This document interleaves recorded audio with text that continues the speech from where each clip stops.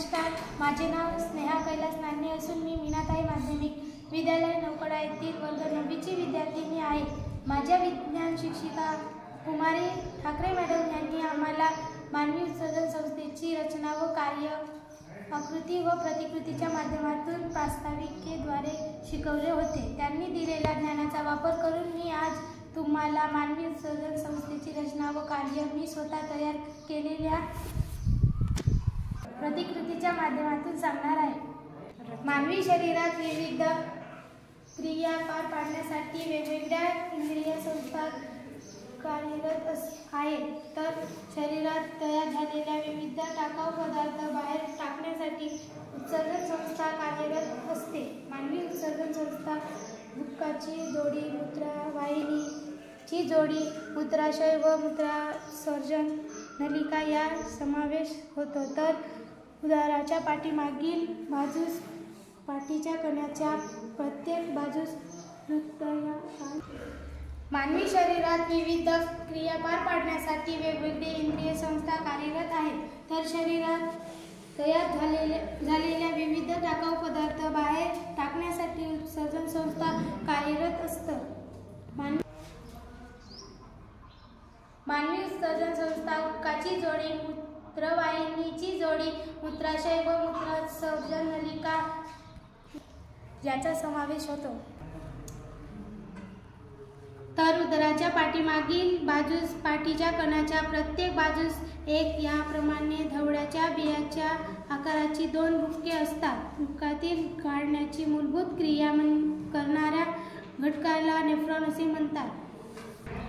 प्रत्येक नेफ्रॉनमध्ये कपाच्या आकाराच्या पातळ भित्तिका असतात। वरच्या भागाला बोमन संपुट असे म्हणतात।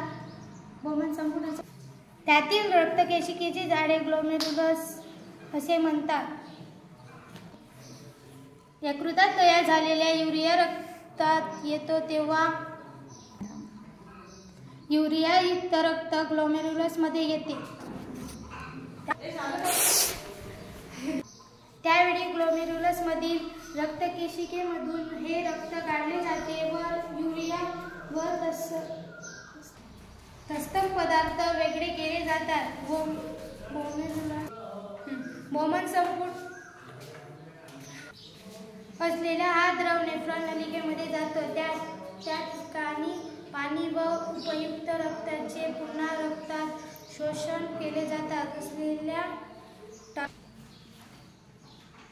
टाकाऊ द्रवापासून मूत्र तयार होते। मूत्रवाहिनीकडून खाली घ्या का अजून तुझा आवाज आला चालू केली मग ते घ्या राव ते डबल डिलीट करतो पूर्ण घेऊ मी नाही करत एडिट मी टीचरने डायरेक्ट म्हणतो मी नाही करत म्हणतो। शांत राहा ना यार, मूत्राशय साठवले जातात नाही फक्त मी घरी जायचं म्हणतो। मूत्राशयात साठवली जातात, नंतर ते मूत्रसर्जन मार्गाद्वारे वेगवेगळी बाहेर टाकले जातात। मी आज तुम्हाला प्रयोग करून दाखवणार आहे।